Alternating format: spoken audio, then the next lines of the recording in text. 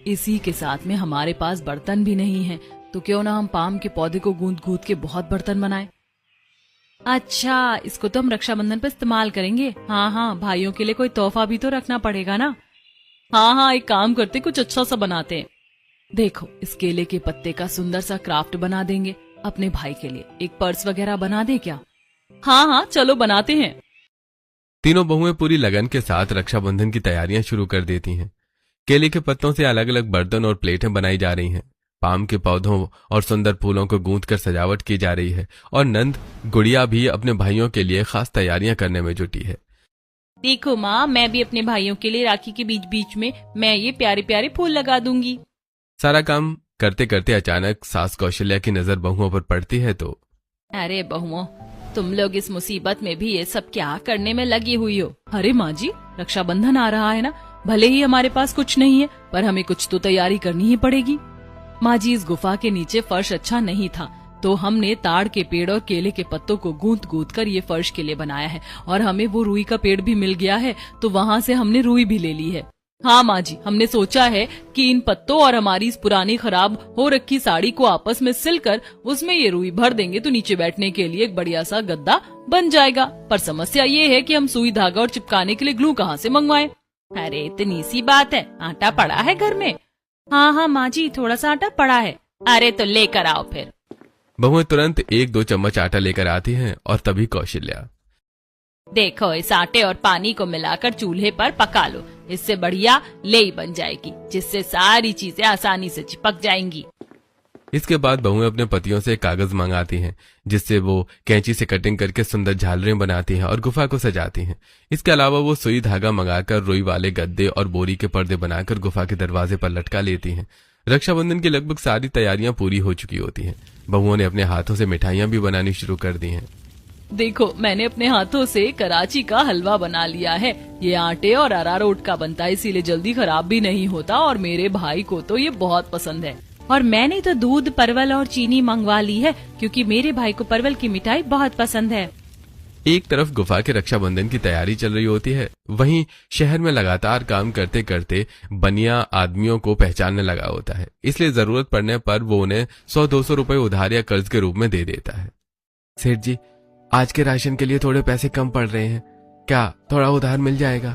हम मजदूरी करके चुका देंगे। अरे ठीक है अमर, ले जा, पर ध्यान रखना पहले वाला उधार भी चुकाना है। इस तरह धीरे धीरे करते हुए अब उन पर बनिए का कुल 2000 रुपए तक का कर्जा हो चुका है।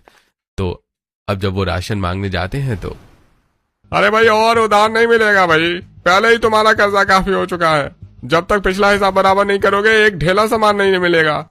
राशन की इस अचानक किल्लत और मूसलाधार बारिश के बीच गुफा में चलो, एक तरह से अच्छा ही है कि हमारे भाई इस बार नहीं आ पाएंगे, वरना हमारे घर में तो अब खाने के लिए रोटी तक नहीं बची है, और बनिया भी अब और उधार देने से मना कर रहा है। ऊपर से इस लगातार बारिश की वजह से हमारे पतियों को भी ठीक से मजदूरी नहीं मिल पा रही है।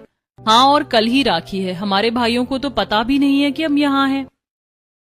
अब कर भी क्या सकते हैं, इस बार शायद हम राखी नहीं मनाएं। बहुएं उदासी से काम में लग जाती हैं। आखिरकार रक्षाबंधन आ ही जाता है। गुफा के अंदर नंद गुड़िया, आओ भैया, टीका वगैरह कर देते हैं। गुड़िया सिंदूर के पौधों से तैयार की गई रोली से अपने भाइयों के माथे पर टीका करती है और अपने हाथों से बनाई हुई सुंदर राखियां उन्हें बांधती है। लेकिन अब तीनों बहुएं कोने में उदास बैठी होती हैं। हम किसको राखी बांधे? हमारे तो भैया आएंगे ही नहीं। उन्हें ये भी पता नहीं होगा कि हम इस गुफा में कहाँ छिपे हैं, और उनसे संपर्क साधने का कोई जरिया भी तो नहीं हमारे पास। हाँ दीदी, दिल बहुत घबरा रहा है। इस हाल में हमारे भाई हमें ढूंढते हुए यहाँ तक कैसे पहुँच पाएंगे? बहुएं जब अपने भाइयों के न आने के गम में डूबी होती हैं कि तभी, अरे कैसे तुम्हारे भाई नहीं आएंगे?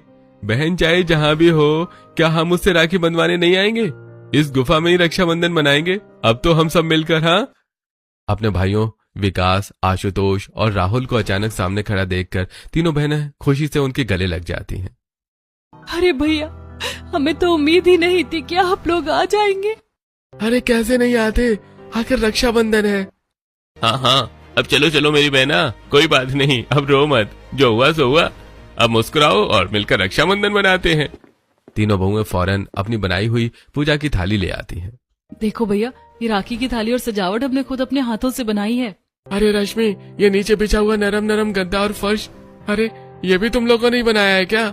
हाँ भैया, देखो ये कागज की सुंदर झालरें भी हमने ही लगाई हैं और देखो तुम्हारे लिए हमने अपने हाथों से एक खास कराची का हलवा भी बनाया है। हाँ आशुतोष भैया, तुझे तो परवल की मिठाई सबसे ज्यादा पसंद है ना। देख मैंने तेरे लिए खास तौर पर परवल की स्वादिष्ट मिठाई बनाई है। और देख भाई, मैंने तेरे लिए कस्टर्ड भी बनाया है, तुझको ये बहुत पसंद था ना। देख मैंने तेरे लिए केले के फूल की सब्जी और ताजी चटनी भी बनाई है अपने हाथों से पीस कर। बहुएं प्यार से अपने भाइयों को परोस परोस कर खाना पीना खिलाती हैं। तभी सब कुछ ठीक है, पर एक बात बताओ, हम लोगों तक पहुंचने का रास्ता किसी को नहीं पता था, पर तुम्हें हमारी इस गुफा का पता आखिरकार कैसे चला? अरे जब तुमने कहा था ना कि इस बार राखी पर हम तुम्हारे घर आए, तो हमने सोचा कि चलो रक्षाबंधन पर 2 दिन पहले ही अपनी बहनों के पास चलते हैं और उनके साथ कुछ वक्त बिता लेंगे। हम तो अपने अपने घरों से 2 दिन पहले ही निकल आए थे, पर जब तुम्हारे पुराने गांव पहुंचे तो हे भगवान, यहाँ तो बाढ़ और तबाही के बाद सब कुछ उजड़ चुका है।